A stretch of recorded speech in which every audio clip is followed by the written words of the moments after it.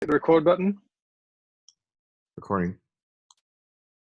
Hello, everyone. Welcome to the Apache OpenWhisk Tech Interchange meeting. We're very happy to have you here today.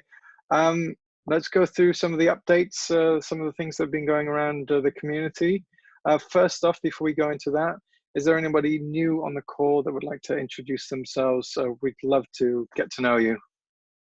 Okay, so I'm Will Plusnick. I work at IBM. Actually work with Matt, but and I know Justin from the same team. I've been working in the community for a little bit, probably about 6 months now. So I've had the chance to interact with some of you via Slack or otherwise, but this is my first time getting on the Tech Interchange meeting.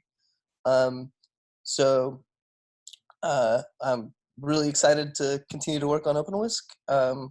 There's been some really fun and interesting things to do, so thank you all for being such a great community.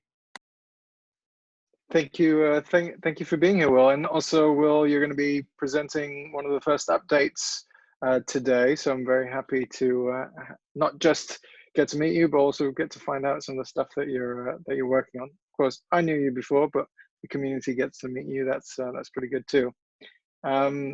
Anybody else on the call that hasn't introduced themselves yet? Yeah, so my name is Dirk. Hello from my side. I work at Dynatrace and I've been playing around with OpenWhisk a little bit over the past weeks, and I'm interested to learn more, especially about the motivation towards containerless functions, as I saw in the last interchange meeting notes. Yeah, looking forward to the call, to the meeting. Very cool. Thank you so much. Nice to have you here, Dirk, as well. And Jack is, he can't talk right now, but he's sending us some messages via the chat, which I'll read to you in a second. He says, oh, right, he's in his college library. He's a final year student starting with Cisco as a graduate developer in August, and he's using OpenWhisk for his undergraduate thesis project. Joining the call to listen in and hopefully learn something new. Welcome, Jack, as well. So welcome to all of the people that are on this call for the first time. Do I have everyone, or am I missing anyone? I think everyone else has introduced themselves before. Yes, excellent. Okay, let's start with the first update from the community with Will. Will, would you like to kick it off? Yes, for sure. So I noticed in the Node.js repositories, so that support the Knative serving, there were like kind of separated out into Knative directories, and the Docker files in them were not actually being able to be built there locally directly, which I thought could be a bit of a pain for the developer. And so I was needing to use that for some other work that I was doing. And so I built a few shell scripts, but I wanted to get the community's kind of pulse on, like, do they think, because those aren't, I don't believe at the moment, part of like the automated Travis build processes. Do they think shell scripts are the way to go? Should we continue just to put some Gradle things in there, but not have them automated by Travis? I wanted to kind of get the community pulse on that before I, went too far down that rabbit hole. So that was more, I guess, of a question than, I guess, a real talking point.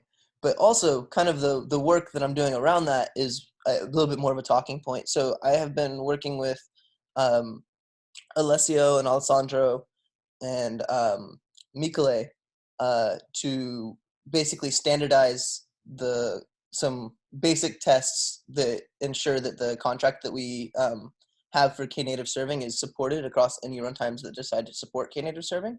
So I had recently done some work that makes the Python, the old style Python, like action, not action loop based runtimes compatible with Knative serving.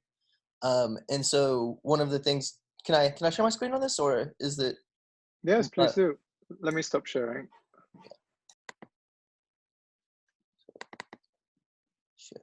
So basically, we're building out we built out a table of just kind of some basic test cases that describe like, hello world, and here's the canonical like Node.js is kind of what we decided to use for like the language so that we don't have to talk about like, oh, here's the hello world, here's the Python hello world. Mhm. We're just going to use the Node.js as kind of the canonical example, and then give an example of the input, give an example of the output, status codes, MIME types, any notes related to that, and then any environment variables that are set to make this function properly. The idea being that at some point in the future, we might want to make these more automated tests. At the moment, they're manual tests. I am writing a quick script to kind of automate the Node.js and the Python ones, but again, those will still be manual tests. So as part of that, I kind of realized that, I can't necessarily build this Docker file locally as is. And so I was working towards kind of creating either a shell script that I have, or we can go with, kind of the more like classical like Gradle approach that's been used in the past. I just wanted to kind of get the community pulse on that. So just It would be great if we're able to reuse the testing infrastructure that's in place, and the project structure that's in place, and if not, having good reason for doing that, just because it creates complexity in maintenance going forward.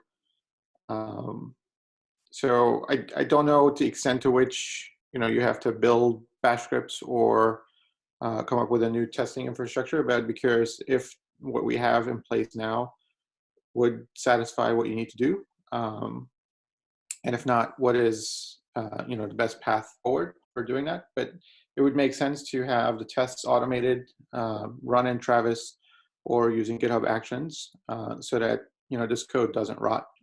Anything that's not tested will just rot or break, and we won't know it. Yeah, totally. Kind of the concern at the moment was we so at the moment I do not believe that, because for example the Node.js OpenWhisk, so if we go to core, it's 8 and 10 that actually expose this. I do not believe that these are part of the automated build process as So right now anyways. let me make sure I understood. So we've got new Knative runtime support code, which lets you run OpenWhisk functions as part of Knative. If you're right, we aren't building these images as part of the Travis build, and we aren't publishing those. And so what you're talking about was testing these components? Light testing, so not to the same degree that so not all the way to the degree of like a big Scala tests or anything like that. This was more just to ensure that like going forward we have documented, this is more, I guess, documentation than anything else, but that we've documented the contract that we've set out for like Knative serving. Yeah. So Roderick, if I can take a step back, so I heard what Will said. So the goal is incremental.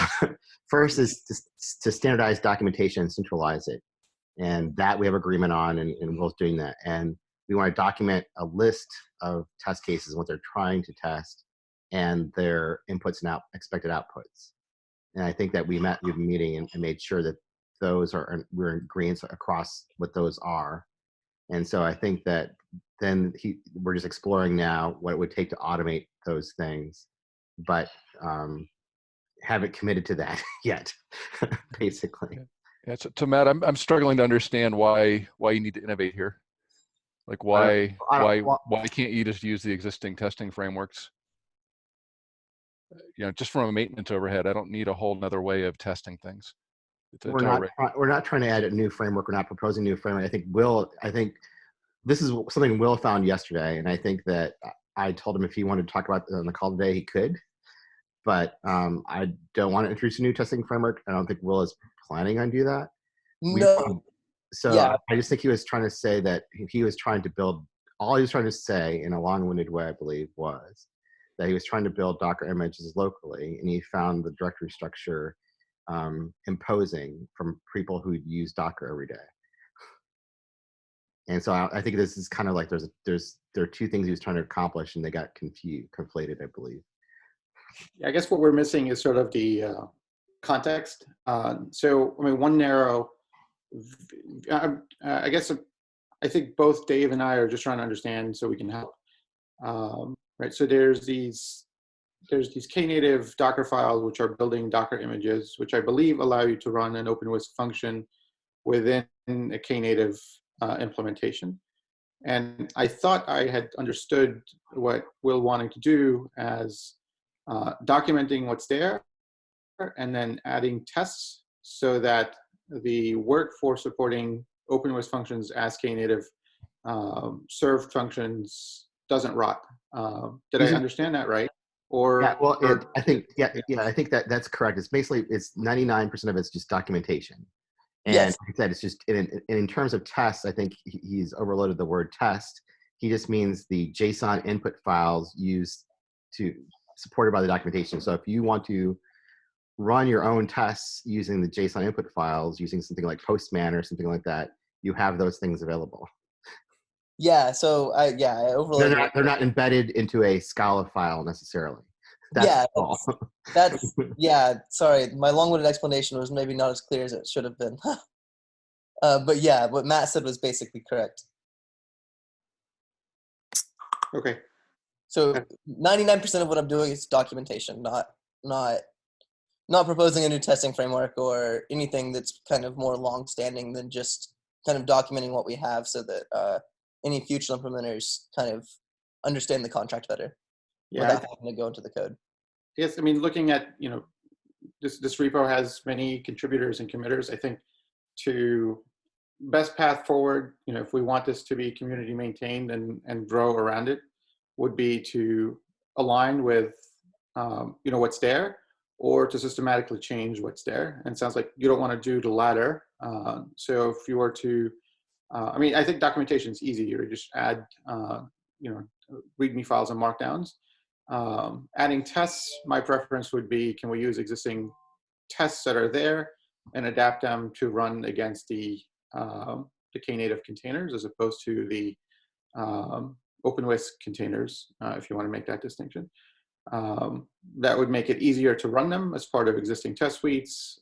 There's a familiarity there, and it doesn't introduce something new. Yeah. It's all incremental. I mean, we're not even building the Knative containers right now, so we'd have to build that, and then we would leverage the existing infrastructure for testing, of course. But we also want to make available, and maybe even make available for all the tests, the JSON, because fundamentally that's, embedding those things into compiled class files or whatever is not extremely desirable. So because people can actually then take them and create their own automation elsewhere if they need to test outside of our framework. And I guess I think one of the things that is nice about some of the current testing framework, it's Scala based, which can be cumbersome, but there's just one copy of it and we use it for all of the runtimes. Like we don't have to duplicate that across 15 different language runtimes. No plans to change that, Dave, at all. Right. No plans whatsoever, less than zero to change that. Yeah, I should have been more careful and not have used the word test, because I didn't mean test as in like CI/CD framework style testing. I was more just like examples. That's probably a better word. And the tests that we're identifying, the JSON outputs are already there. We're just trying to make sure that we agree upon what that set is, and basically document what they're used for and what they're trying to test. And they're a delta. They're a delta that things we're trying to test on top of for Knative runtimes that are not there. So we're trying to identify that delta, and we're trying to simplify the documentation under main OpenWhisk.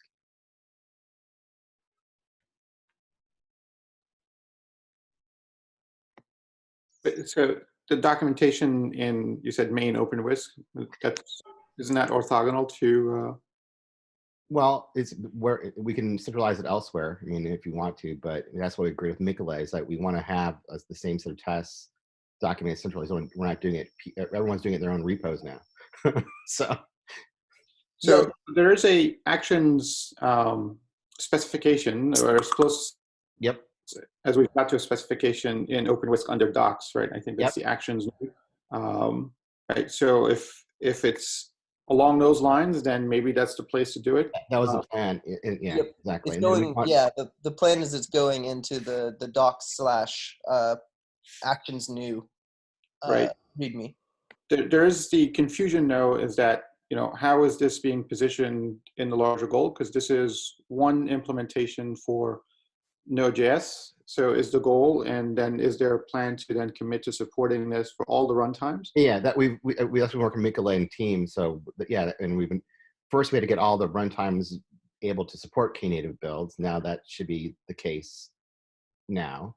At least both all the proxies, the Go proxies centrally, and the independent proxies in Java, Node.js, Python, and Swift that derive from the Docker Python proxy all are support Knative now. Now the goal is to centralize the documentation and move the documentation that's all piecemeal and scattered to one place. Right, but isn't there?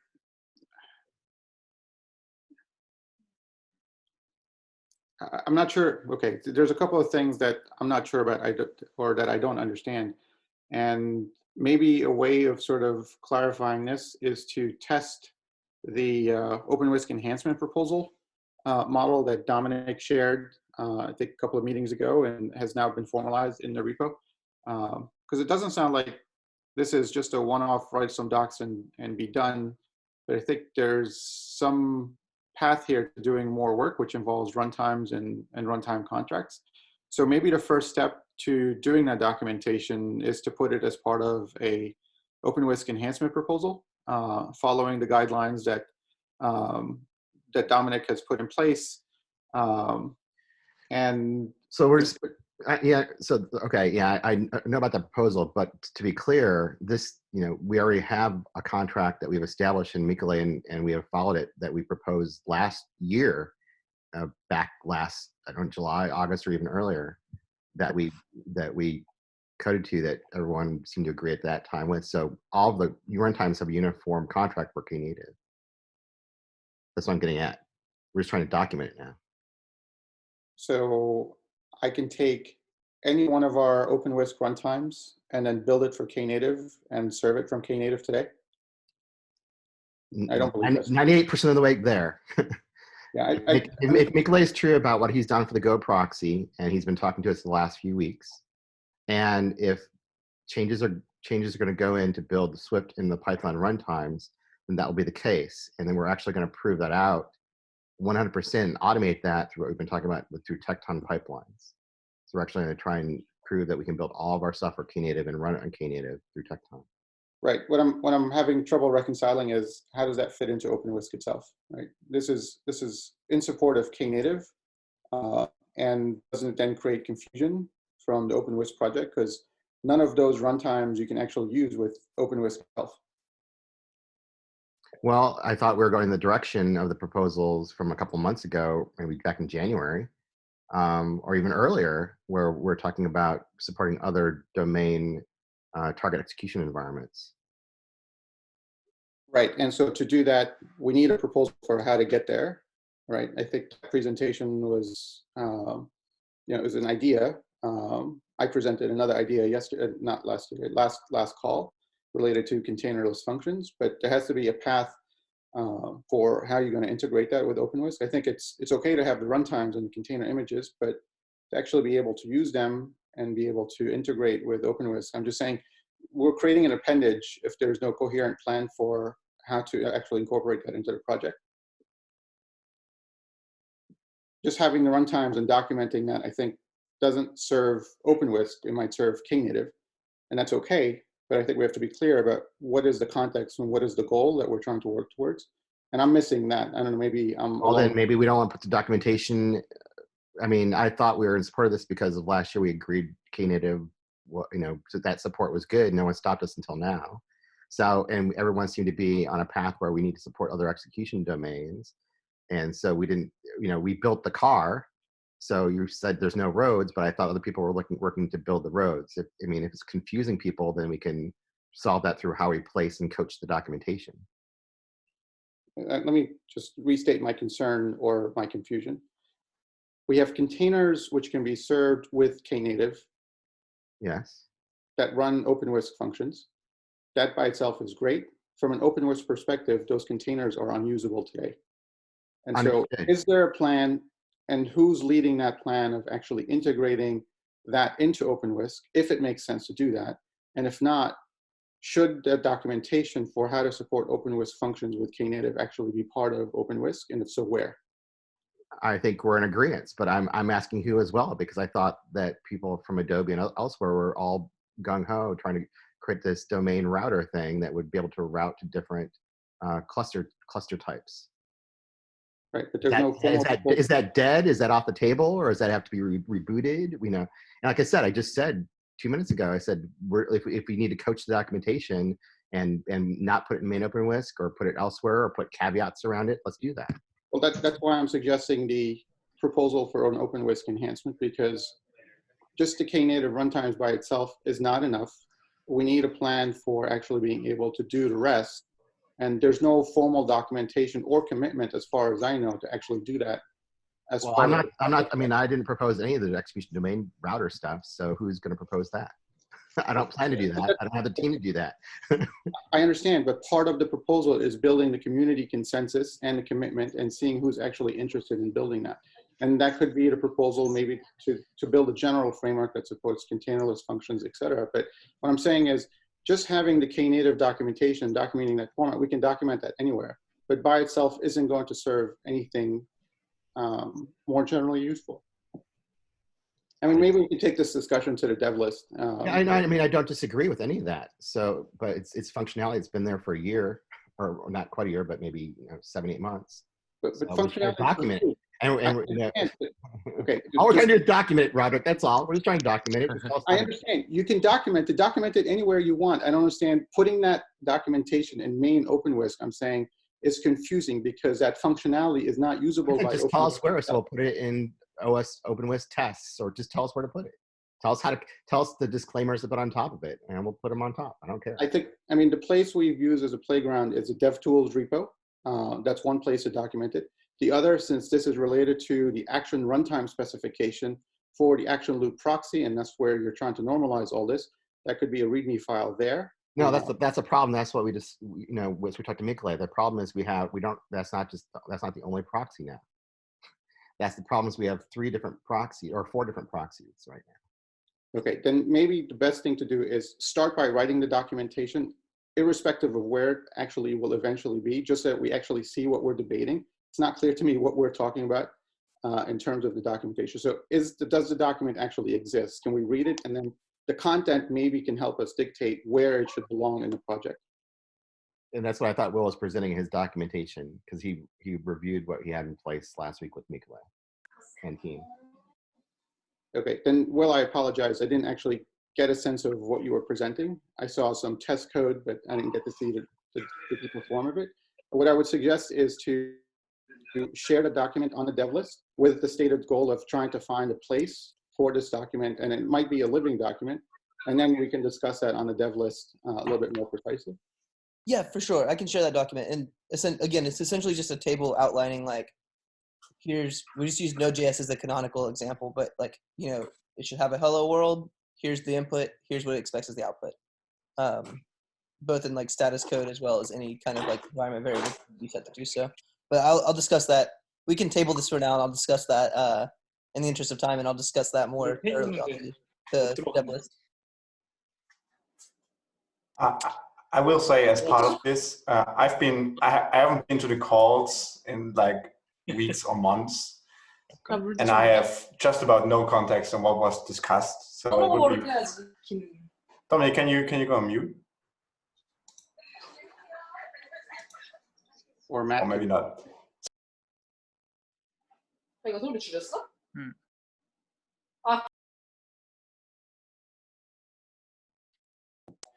On the dev list, and also build consensus on the dev list, and not take consensus in these calls as general consensus, I'd say. Right. Anything that doesn't happen on the Apache dev list didn't happen at all, right? That's the Apache motto.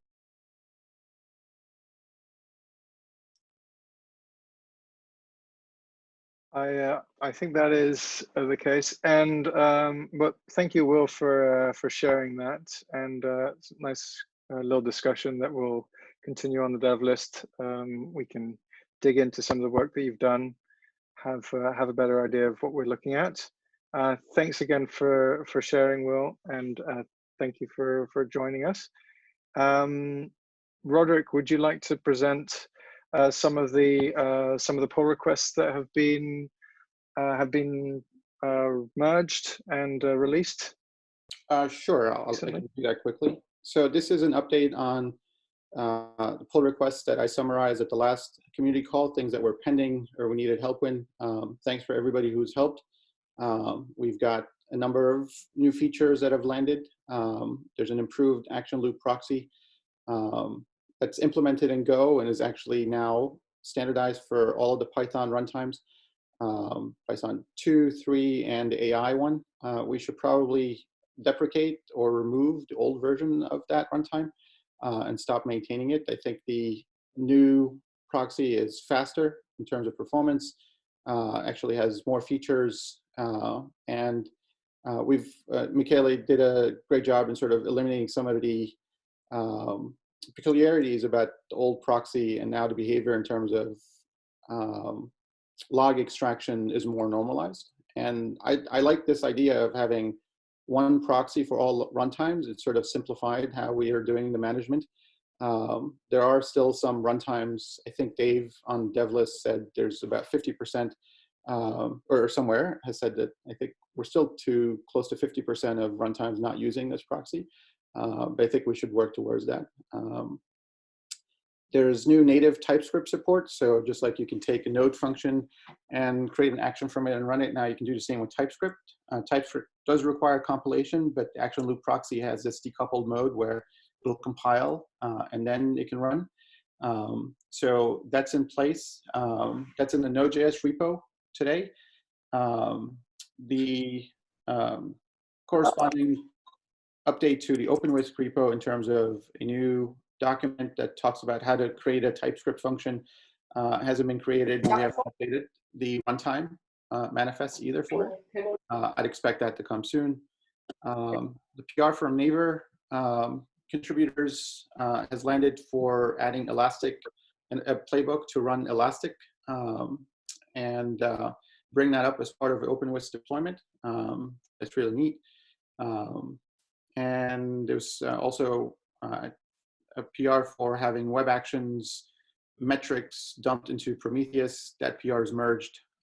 We've merged the original Java 11 PR and then a subsequent one to switch the JDK to OpenJ9 for performance reasons, as noted by Martin Henke on the dev list. Was there anything else, Justin?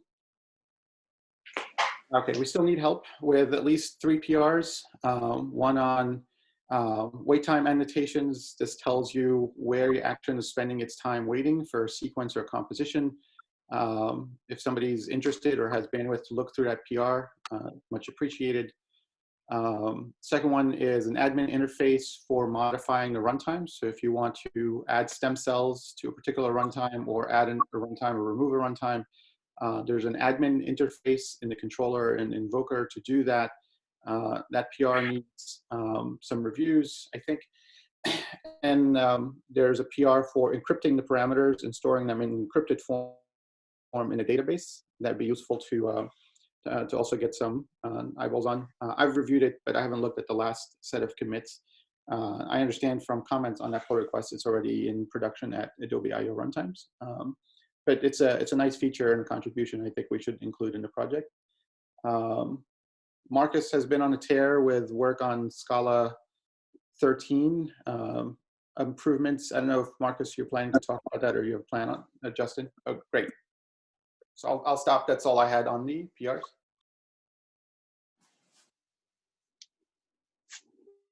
And we also did some work to the contributor part of the website. So that's a little bit more prominent. Not sure who did that work, but thank you very much. And also thank you, Roderick, for pointing it out.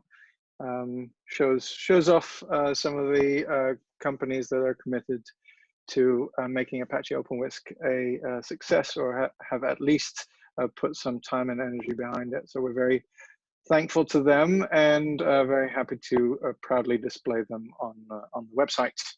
Now, something else that Roderick pointed out is we have over 4.6 thousand GitHub stars. So it's a nice little milestone there, all organic.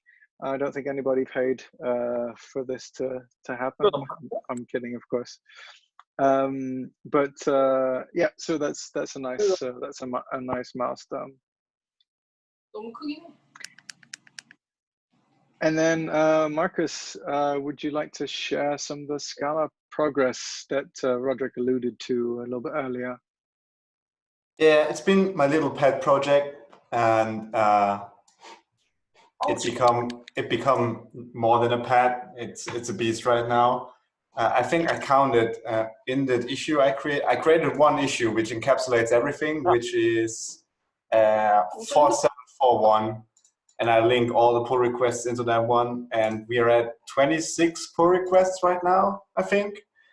So there's one pull request outstanding that that I need to get a review on from Adobe because it's Cosmos related, and once that merges, we can compile OpenWhisk against Scala 2.12 and 2.13.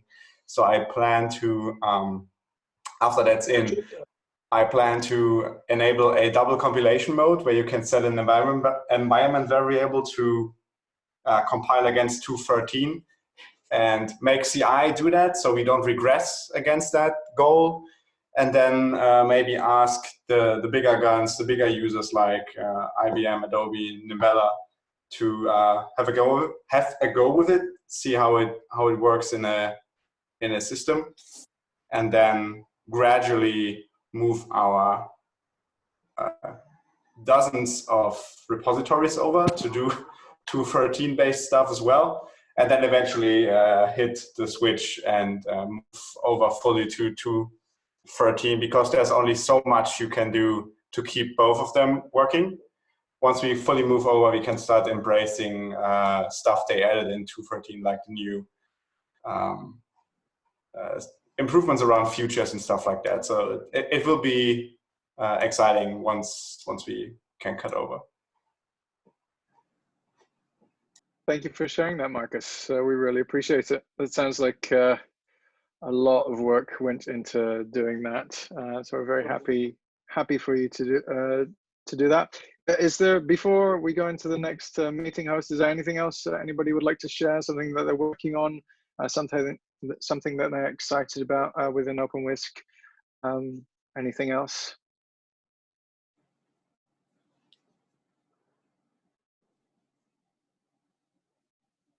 Going once, going twice.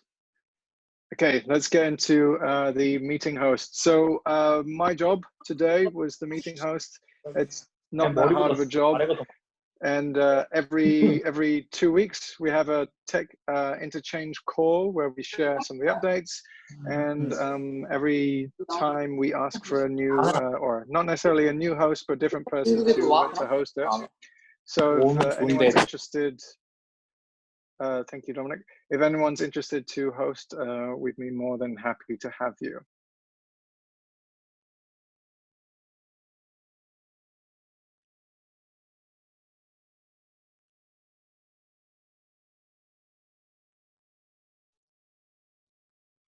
So any volunteers? People are frantically checking their calendars to make sure they can make it. That's why this always takes a while when I volunteer. I'll volunteer since I had too much more airtime than I planned on today. Thanks, Matt. Yes, thank you for that, Matt. So thank you so much, everyone. We'll see you all in 2 weeks. And then Matt will be our excellent host. We're very happy to have you. Thank you for being on the call, and thank you for everybody that shared, both introduced themselves, but also shared some of the updates. We really appreciate it, and thank you for joining in with the discussion as well. This is a community project, so we don't just all do this on our own. So we really appreciate the discussion as well. So you all have a good day, good night, good morning, wherever you are. See you next time. Thank you, Justin. Thanks, everyone. My pleasure. Yes. See ya.